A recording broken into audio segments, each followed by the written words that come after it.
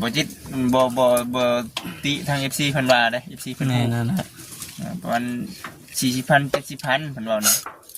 น่าสิแม่นคนที่มีสำมนครัวมั้งเนาะแต่ทางน้องๆนี่บ่มีเด้เนาะบ่มีสำมนครัวสิเบิดน้อยเบิดแพงซำใดนี่ก็ อิงตามเนาะ ตาม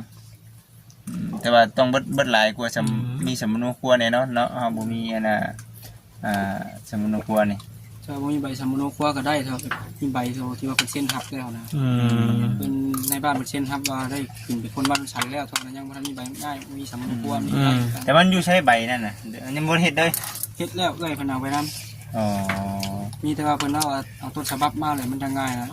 จะบ่เบิดหลายมีแต่ว่าลบชื่อ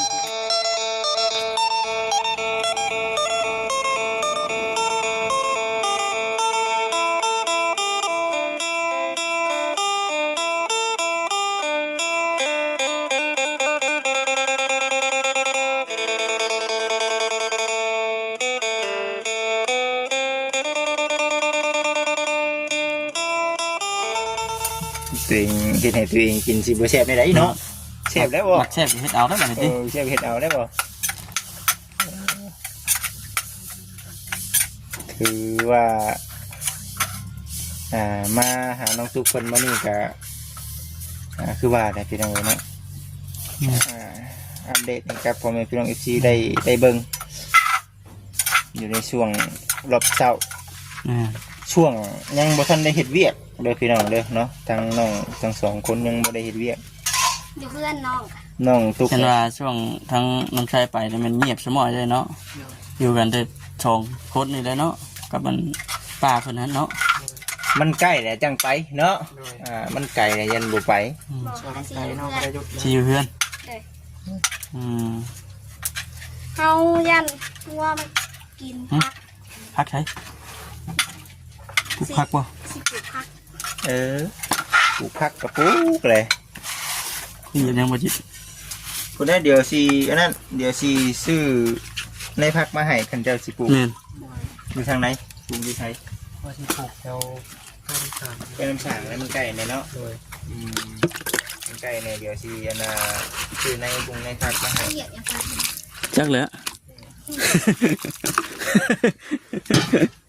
ว่าสุกคนกระปุก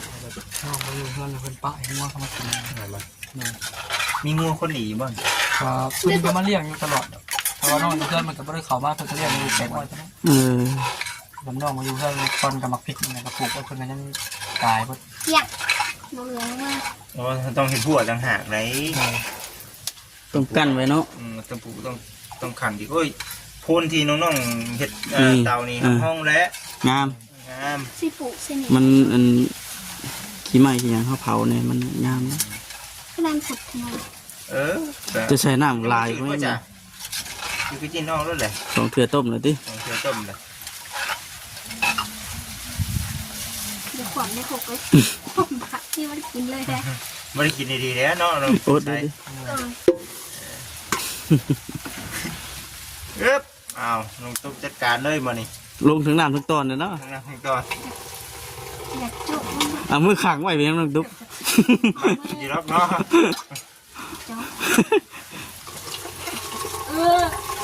โอ้เอาเด้อเด็กๆเอาให้กินเป็นเลยข้าได้ดูได้ผัวได้กินเป็นเลยแล้วก็บ่เป็นเด็กเลยประชาชนแต่ยังไม่ได้ผัวคุณเลยจ้ะตัวช่วงน้องเป็นเลือดเป็นลงไปอยู่ลำยานี่อยู่กินดิเป็นปลาเล็กเป็นแนวเป็นเป็นเนาะ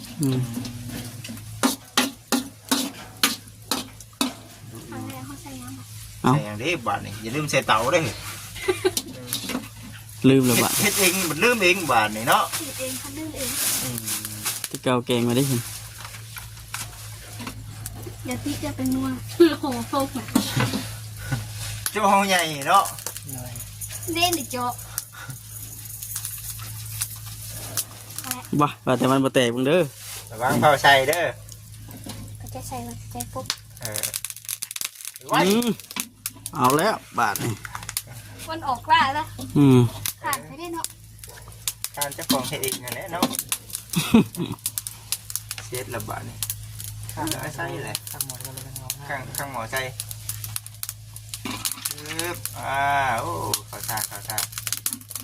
ทานเตะพี่น้อง คือชีนชุกไว้อยู่ตรงเนาะหมอตัวนั้นบางเนาะ โอ้ยหมอบาง ตัวนั้นนะตัวเก่านะ ห่อนไว้ มันหนาตัวนั้นเนาะยังเก็บไว้อยู่ในบ้านได้เนาะ หนาตัว โอ้ นั้น โมในเตียงเลย นาได้ตัวนี้ก็ บอจิตตัวนี้ นั่นบจิตเป็นทางบุญเป็นใหญ่เพิ่นเลย นี่ เขาใส่เนาะมาลงน้ำไม่ป้าไว้นี่ก่อนเด้ออย่าลืมเตือนเบาเด้ออย่าลืมเตือน ไฟได้เมื่อไปเบิ้งเมื่ออะไร พี่หน่อยก่อนบัดมือก่อนพี่หน่อยมือทันได้มือเนาะ โอ้ยเนาะหมามานเถอะ มา7 เดือนนี่บอกเขาไม่เห็น ตัวนี้นะ ไก่ย่ามใหญ่แล้ว โอ้เนาะ มาเลือด มาเถ่า มาน้องตุ๊ก มานได้พี่น้องเมื่อนั้นเกิดมันข้ามหนีผู้ดังเป็นมันห้องบัดตายไป ใส่ประเด็กใส่ผักสะแงงย่างอยู่บ่ เก็บมา เก็บมาแล้วใส่แบบนี้เนาะไอ้น้องๆ2 คนเพิ่นหากินเองนะได้เล็กได้หน่อยก็หากินเอง จะแตกจะได้ทานเลย ไปตั้งอุทิศเองกับเบิ้งเดี๋ยวจุดก่อนพี่น้องเดี๋ยวนั่งมีถ่ายก่อน โต เอาพี่น้อง ว้าวสบายดี ต้องกินข้าวเพิ่นได้นี่เนาะคักแน่ดิ ระวังมันง่ายตึ้มเด้อตอกมัดคักเลยว่าน้องใส่ โดยน้องล็อกแล้ว โอ้ เอายังลกเนี่ยโอ้ เชือกล็อกทางลม เอาอันเสือขาดมัดเอา โหเพิ่นพับให้มันขันเนาะนี่เนาะ โดย อู้ทุลองคุยเบิ่งเด้อจะตกใจ คุยเบิ่งชื่อจะตีงเนาะใครกูเอามัดอยู่เด้ กินเด้อน้องเด้ออยู่ที่เด้อโอ้นั่งโอ้บ่นั่งเพิ่นนี่นี่เนาะโอ้ ระวังไหมกำลังกินเซฟกำลังได้ที่หัว โต๊ะแบบนี้มันต้องมีโต๊ะหินแบบคืออันนั้นนี่เนาะนี่เอาตีนเชามาเฮ็ดนั่งไงชื่อนี่พี่น้องเอ้ยนะโอ้บ่ได้โอ้ติงอยู่นี่เนาะน้องเนาะ โดย อ๋อตัวเข้มข้น แท้ แท้ ไข่เบิ้ลละไป มาพี่น้องเลยมากินข้าวน้ำกันเด้อเนาะโอ้ยตัวเพิ่นนะเนาะมันคือโบเจ็บปานใดนี่เนาะ กินแบบระแวง ล็อกแรงลมล็อกข้างไว้ล็อก สมมติว่ากินกำลังแช่แล้วมันตึบลงเช็ดได้ป่ะนี่ กินเนาะ เบิดอดบ่ เอาคำสิก็บ่ได้บ่นี่บ่ได้เลยเนาะ ตาได้ถ้าว่าหาไม้มาตอก4 เจแล้วนะ ต้องล็อกเนาะ โดย มันต้องซีเจสินี่เนาะ โดยมันติงไม่ติง ซักสิเนาะแล้วนี่ก็ตอกมันก็ตอกใส่ โอ้ห่าน เฮ็ดให้น้องเพิ่นกำลังกิน กำลัง ข้าว กิน แซ่บ เนาะกินเป็นอะไรนี่เบิ่งดู มาเพิ่นมัดเอาสิได้บ่จิต โอ้ เอาอันนั้นมัดไว้ เอาเสื้อขาดเนาะ โดยเป็นกระตีให้มันอยู่สบายลมบ่ลม เสื้อขาดมัดเอา เฮ็ดแบบมันใครดอกมันมีเล็กน้อยคือจะนั่งเนี่ยโอ้ยง่ายตึมเลยเด้เนี่ย โดย มันเป็นอนาคตอย่างก็ไม่นี่เขาเจ้าใส่อย่างก็ คือเดิน ไอ้พวกเครื่องแบบมาในโรงงานนี่ครับพวกแปรผลิต พวกปูนพวกหยังไม่แพ็คบ่คนอื่นนะเวลาเฮาเอาหยังใช้เลยรถก็จะเอามาส่ เว วน ลามี เล ร ย ถยุกเลยแบบว่าเขาเจ้าส่วนขึ้นซี่เนาะยุกขึ้นซี่เลยเนาะ โดยอันนี้เป็นใส่ปุ๋ยน้ำมา โอ้ พวกโรงงานมันใส่ปุ๋ยน้ำแล้วเป็นบอกไปเอามา ครับ ว่าของมันเบิ้ลในโกดังเพิ่นก็บ่ได้ใส่ อืม เปลี่ยนใหม่เพิ่นก็เอามา ถือว่าบอนนี่ก็เป็นบอนนั่งกินข้าวเนาะ โดย แม่น บ่ได้ข้าวนะบัด บ่จิตบ่ได้แม่นแต่กระซ้ำเด้อหนาจะเบิ่งในจานน่ะ จานก็ยังหนาคือกันเนาะ มาพร้อมกันกับข้ามเลย อ่า เป็นแถมมากัน แพงราคาแพงเลยแบบนี้ เออ เนาะ แซ่บบ่น้องตุ๊กน้องชายแซ่บบ่ โดย คิดว่าบ่แซ่บมั่วน้องตุ๊กให้เนาะ มื้อไหนให้กิน มื้อ เด้อเนาะ มื้อหน้าให้กินเองแพงเลย ให้กินเองรอดบ่ซั่น เออ ต้องเอาชีวิตรอดไปก่อน ต้องเอาชีวิตรอดไว้ก่อน ซื้อรอดไปก่อนได้เนาะช่วงนี้เนาะอ้อก็เข้ากะกินอีกได้ประมาณจังมื้อน้องตุ๊ก เบิ้ลละ บ่ได้ อืม แล้วบ้านเนาะในคุณเป็นจริงนี่ข้าวเหนียวกับข้าวเจ้าอันใดมักกินตัวใดหลายที่สุดนะ พระ เจ้า เจ้า มันกินง่ายกว่าเพราะว่าแบบกินข้าวเหนียวข้างนอกกับเจ็บแขวอย่างเงี้ย อืม เอาถ้วยน้อยนึงนี่ เต็มติ๊บเลย มักนี่แบบว่ามันกินนานเบิดบ่ โดย โดย แต่ว่าข้าวเหนียวก็เอาเนาะ โดย แต่มันก็คือว่าพี่น้องตีแต่บ่มีคือว่าเนี่ยเนาะตีแต่บ่มีเดี๋ยวออกมาใส่ละ ไม่อะถวยบ่ โดยออกมาจะใส่จะใบเดือนแล้ว เบิดได้บ่นี่เบิดได้ ยังคิด เบิ่งมาเบิ่งดูค่ะเอากินได้ไหมน้องชายเอา อิ่มละ อิ่มเลย โดย เอาคืออิ่มไว้ใช่ป่ะ กินมาถวยเดียวบ่ โดย ไม่ถือหนึ่งบุฟเฟ่น้องตุ๊กครับ โอ้น้องตุ๊กบ่2คนเนาะ โอ้นี่ ข่าวคักเนาะ ถ้วยหนึ่งไหมล่ะ หนึ่ง เป็นถวยหนึงจนล้นติ๊บ หนึ่งข้าวเจ้า พี่น้องเอ้ยเนาะหุงข้าวเจ้านะว่าได้กันหนึ่งเดี๋ยวมาใส่กันนะติ๊บเนาะ ตอนแรกนี่แม่นบ่ได้นึ่ง โดย แมน หนึ่งทีเดียวแล้วแม่นแล้วเนาะ โดยอันนี้กินทั้งเช้าทั้งเที่ยงเลยแล้ว คืออยู่ในตีเต็มติ๊บนี่หลายชำได้นี่ ถ้วยหนึงบ่ ไปหน่อยนึง อยู่ในนึง โดย ถ้วยหนึ่ง มันแบบอันนั้นซะพี่น้องเอ้ยเนาะประหยัดน้องเพิ่นกินซ้ำที่ว่าแนวที่ประหยัดได้เนาะ แล้ว สิ่งที่ประหยัดได้ถ้ากันมานั่งโต๊ะกับเขาวเนาะมันก็คือบุคคลตัวเป็นหนึ่งเนาะสิเนาะ เป็นระแวงอยู่นะ สิเนี่ยบัดมันต้องนั่งโตะเข่งสิเนาะ มันบ่มีว่าเฮาสินั่งอิงแบบนี้ได้นะพี่น้องเอ้ยเนาะมันนึ่งนำแน่คือว่าเนี่ย เดี๋ยวพอดีกันจังน้องชายจังหาไม้มาชักแค่นี้ตอกใส่ตะปูใส่ ใหม่เด้อ ตอกแค่นี้ มันจังแน่นแน่ เบิ่งไปบัดท่องชวดออกแล้วเนาะจักสิซำใดพี่น้องเอ้ยเนาะ FC เพิ่นคอมเมนต์กันเข้ามาอยู่ว่าโอ้ยประชันชมมันพาไปกวดเบิ่งเด้อบ่จิตเด้อประชันเห็น FC เพิ่นว่าเท่าไหร่ก็เมืองใส่เมืองใส่ยามบ่ดีเว้ยเมืองหยังก็เด่น ว่ามึงไม่ เมืองใหม่ เมืองใหม่อยู่นี่บ่ บ่ได้น้องอยู่บ้านหยังก็เมืองหยังก็เด่น ลองใช้บุรี เมืองใส่บ่ดี70,000 40,000บ่ FC เพิ่นว่าแน่นั่นนะแต่ว่ามันนึกขึ้นกับคนที่มีสำนวนครัวเนาะ โดยถ้าบ่มีสามโนครัวเพิ่นก็สิเอาแพง แม่บ่จิตบ่ติทาง FC เพิ่นว่าเด้ FC เพิ่น แน่ ฮู้ นั่นนะ ประมาณ40,000 70,000เพิ่นว่าเนาะน่าสิแม่นคนที่มีสำนวนครัวมั้งเนาะ โดย แต่ทางน้องๆนี่บ่มีเด้เนาะบ่มีสำนวนครัวสิเบิดน้อยเบิดแพงจำใดนี่ก็ อิงตามเนาะ ตามแต่ว่าต้องเบิดหลายกว่ามีสำนวนครัวแน่นอนเนาะเฮาบ่มีอันน่ะสำนวนครัวนี่ ถ้าบ่มีใบสามโนครัวก็ได้ถ้ามีใบที่ว่าเป็นเส้นหักแล้วนะเป็นในบ้านเป็นเส้นหักว่าได้ขึ้นเป็นคนบ้านฉันแล้วเท่านั้นยังบ่ทันมีใบง่ายมีสามโนครัวมีใบ แต่มันอยู่ใช้ใบนั่นน่ะยังบ่เฮ็ดเลย เฮ็ดแล้วเอ้ยเพิ่นเอาไปนำ อ๋อ มีแต่ว่าเพิ่นเอาต้นฉบับมาเลยมันจะง่ายนะจะเบิดหลายมีแต่ว่าลบชื่อผู้ที่บ่ได้อยู่ในนี่ออกเลยครับเอาชื่อผู้นี้เขาแทนสินะ แต่ถ่ายรูปน่ะถ่ายบ่ได้บ่เอารูปนี่บ่ได้บ่ บ่ อิ่มบ่ กินให้เบิดเนาะตัวเองเฮ็ดได้ใช่ตัวเองเฮ็ดต้องกินให้เบิด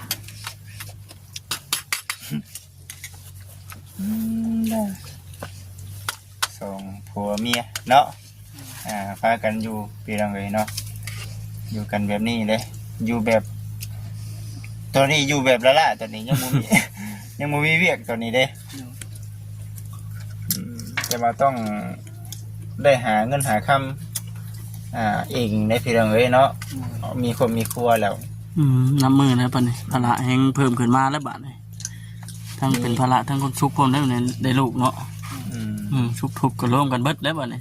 ในนั้นบ่ ลงตุ้ตัวแล้วบาด ยังน้องตุ๊กแล้วนี่เบิ้งนี่เนาะบัดเพิ่นคลอดขึ้นมาสิเป็นได้เนาะแต่กระดูกบ่จักบัดนี่เนาะ คนน้อยเนาะยังแต่กระดูกบัดนี่กินก็แซ่บเลยเรากินเนาะแม่นบ่แซ่บอยู่บ่ เพราะว่าแบบมีหมู่ในบ้านเพิ่นแบบเพิ่นก็ได้ลูกคือกันครับแต่ก่อนเพิ่นก็เป็นคนแบบกระโตใหญ่ได้แล้วเพิ่นได้ลูกนึงแล้วเพิ่นก็ น้อย จนจำอยู่บ่ได้นะกายบ้านซื่น มันจ่อยบ่ โดยเป็นน้องมาได้ส่งทานสุดก่อนนะน้องเพิ่นขี่รถไกลเนาะเพิ่นคุ้นแล้วมันเพิ่นไปไกลน้องจำได้นะในบ้าน สิ่งนั้นเนาะไอ้ลูกไอ้เต้าบางคนก็มีชิ้นมีหนังขึ้น บางคนเป็นอ้วนขึ้นเนาะ แม่น มันก็น้อยลง บางคนบัดแห้งน้อยจอยลงไป แห้งลงว่าฉัน เพราะ ติ ว่าเพิ่นว่าถ้าว่าร่างกายทั้งแม่บ่สมบูรณ์ครับแบบให้ลูกกินนมแม่นะ อ่า เพิ่นก็สิจ้อยสิหยังลงแบบนี้ อืม แต่ว่าน้องตุ๊กนี่จำความได้ไงมานี่บ่ได้ว่ามีหันมีนี่แม่นบ่ลูกนั้นลูกนี้บ่ได้มีเนาะอืมอ่า ช่วงนี้มีแต่ของอยู่ของกินนี่น้องไส้เนาะน้องไส้ได้พี่น้องเอ้ยเนาะเพิ่นไปหามา แม่น ไปหามาให้กิน น้องได้เนี่ยน้องไปขุดจิโร่ไก่ นี่บ่ โดยไปพุทธนี่แหล้วถ้าเพิ่นไข่มันก็บ่อยากมีแล้ว เออ ก็จะได้เขาดงน้ำไก่ไปเลย เฮา ได้ พร้อม เช้า บ่ ตั เห็น ววางหนึ่ง หาคุดเองเลยชาวตัว อู้ โอ้พอได้เนาะพอได้นากินคาบหนึงก็เอาเนาะ ยังอีกคาบแรงมันนี่สิอย่างนี้บ่ได้ ครับ แม่อาจจะไปขุดอีก คุณกิโลอีกเมนูเดี๋ยวนี้คือมีสองอย่างนี้เนาะน้องใหม่กับ ปล่อ เป็ ย น ไหมน้องไปขุดนะ กิโลนี้ เลย 10ควยเอาเลย คือบอกหลายๆเนี่ย เพราะว่าช่วงนี้ก็ชีพุทธน่ะมันซ่อนเด้ ช้อน อื มา ม ควายหนึงมันชีอยู่แบบ สองโต เงียบนี่นะ เออ มันเข้าไปซ่อนกันเลยเนาะ เลยก็เริ่มชีวางไข่เลย อืม เป็นอยู่ไปแบบธรรมชาติพี่น้องเอ้ยเนาะส่งผัวเมียอยู่ไปแบบธรรมชาติ อืม เออตอนนี้บ่ได้คิดอย่างไรพี่น้องเนาะคิดเรื่องเข่าเนาะ อืม คิดเรื่องเข่ากับบนอยู่ที่ว่าทั้งน้องๆเพิ่นนี่นะ บ่เพิ่นว่าสิไปเฮ็ดบ่อนหันมันบ่มีอุปกรณ์เนาะ นี่ๆทำเฮ็ดอยู่นี่ก็ได้เนาะน้องเนาะ เลย เฮ็ดอยู่นี่ก็ได้พี่น้องเอ้ยFC เพิ่นก็แนะนำหลายอยู่เพิ่นว่าโอ้ยบ่จิตเอ้ยว่าซั่นแบ่งหนี่เป็นหยังว่าซั่นก็ว่ามีเงินมีคำมันจังบ่ได้เสียเงินหลายโตว่าซั่นหาน้องเอ้ยก็ได้คือกันเนาะ เลย คันว่ามีเงินนะพี่น้องเอ้ย แม่น คันว่ามีเงินเพราะว่ามันก็กว้างอยู่ได้เนาะต้องเฮ็ดไกลๆเฮือนน้องใดนํพร้อมเนาะต้องอยู่แถวโซนๆพี่ได้ เรียกคุย เจ สิ พี่นะ เจพี่ก็ได้ แม่นต้องเฮ็ดไกลแน่เพราะว่าหนึงก็คือว่าในแหละเวลาลูกเต้าให้มันจะเดี๋ยวสิรบกวนเพิ่นไปเนาะ เลย อืมเด็กไรกับเด็กไรส่ง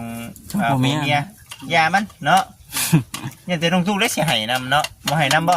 ดินหม่องที่เพิ่นเว้าเนี่ยก็ว่าประมาณครึ่งไร่ด้วยกัน เครื่องไร ดินนี่ใช่ เท่าไรอันนั้นน่ะ ก็น้องก็บ่ฮู้ได้ยินแต่พอเพิ่นว่าครึ่งไร่ว่าเพราะว่าเพิ่นยังบ่ได้บัดแทกแบบเป็นนั่นน่ะนะ อื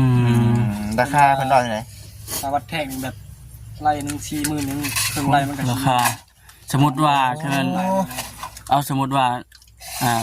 แบบไปซื้อบนอื่นแล้วเจ้าสิแบบไปอยู่บ่สมมุติว่ามีงบมีหยัง เพิ่นยังบ่อยากให้ไปไกล เพิ่นก็บ่อยากให้ไปไกลใช่บ่ เพราะว่าเพิ่นย่านแบบพวกน้องก็มันยังบ่มีหยัง บ่มันไก่บ่บนพอจะว่า โดย บนวันเนี้ย ก็อยู่ในแถวนี้แหล้วอยู่ใกล้เพื่อนเขาภูเบาจันทร์มาซอย น้อง โอ้ เออ เป็นสั่งเอ นั่นเนาะ สั่งเอบ่ ช่างเอ ช่างเพิ่น ช่างเอบ่ เพราะอยู่แถวนั้นพี่น้องบ่ไกลดอกเนาะ โดยแต่น้องบ่เคยไปเบิ่งเทื่อ เพิ่ นี้ น แต่ ไป เพิ่น ซื้อบอนเขตอื่นวัดยันเพิ่นบ่ให้ไปเนาะทั้งพ่อทั้งแม่เนาะ อืม เพิ่นว่ามีงบมีหยังไผมา บ่บดบ่โอ้คำว่าเครื่องได้ก็2เนาะ โดย เครื่องได้ก็20,000ประมาณนั้นพี่น้องเอ้ยเนาะบ่ได้อันนั้นปานใดเนาะแต่ว่า20,000มันเป็นที่ของเฮาเองนั่นน่ะเนาะไผเนาะนี่ เอาบดคน บอส กู้ โอ้คนโก้สวัสดีเด้อ สวัสดี มานั่งบนโต๊ะกับข้าวเพิ่นนี่ได้นี่ฮะกั้นใจอยู่อ่ะ นั่งเย็นก่อน โดนละบ่ ยัง ยังบ่โดนปานใด บ่โดนบ่ได้มาผู้เดียวบ่นั่นแหละมื้อก่อนน่ะก็มาถามไทยเบิ่งเลยนะ อันนี้ก็เป็นบนพักเนาะ นี่ บนพักบนเช้าเวลานั่งกินกับข้าวนั่งกินไป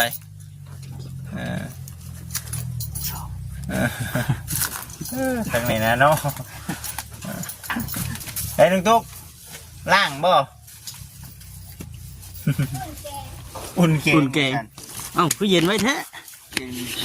บ่ ไม่แท้เนาะเบิ่งสิให้ที่เพิ่นเบิ่งเนาะนี่ดิโอ้ยมาดูพี่น้องไอ้ตัวของเขาเพิ่นน่ะขออนุญาตนำเอา กินร้อนๆมื้อกี้ว่าอุ่นนี่บ่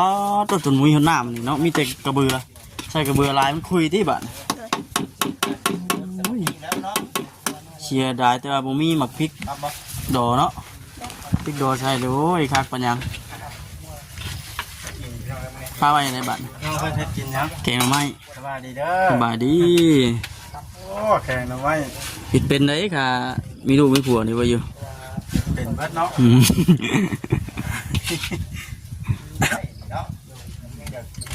แน่ดิมาผู้เดียวบ่ แม่นแม่น มาผู้เดียว ไปตัดใหม่ เอาดีเนาะ สายเดียวเนาะมัน แม่นผมมาหลับให้เจ้าหาแล้ว เห็นบ่ มาก็พอดีน้องตุ๊กคนอิ่มพอดีกินข้าวอิ่มพอดีมาประทานซ้ำเนาะน้องตุ๊กเนาะ ไว้กินตอนแรกมาบ่นี่เอาดีๆเด้บึ๊บมาอีกแล้ว ไปหาอัดไว้เอานะ อัดไว้ก่อนนี่กลัวไว้นี่ก่อนบ่ว่าเอาคืนพุ่น ไม้สิขวด ฮะ หมดแล้วกลัวไว้ ให้น้องชายน้องชายมานี่มาเอานี่ขึ้นเด้อนี่ เบิ่งเด้อจะให้น้องตุ๊ก จำ เด้อ จ้ะคือไร ขึ้นไปเทิงพุ่นน่ะยันมาความแกงกันหน้อยเพิ่น แกน้ำขวดมันก็กิน รถได้ดีบ่แรงดิตักแน่ดี เช้าอลิ ฮะ เจ้าน้องบ่ได้เกี่ยวข้าวเช้าบ่ ของข่อยหน้าตรงนี้เบิดแล้ว ขอยยังไม่ทันได้เกี่ยวคนน่ะ ก็ลาก็ขึ้นจะเกี่ยวข้าว อ๋อ ว่ามือนี่จะว่าสิได้พาเอาคนมาประจักษ์ข่อยเลยยันบ่ได้มาหา หยุดบ่ ประจักษ์เนี่ย ไปถ้าพี่น้องคลิปนี้ก็คือจบคลิปก่อนพี่น้องเนาะจังไดก็ขอบคุณในหลายๆทางเพื่อนๆทีเนาะที่มีแห้งพี่น้องสบายดี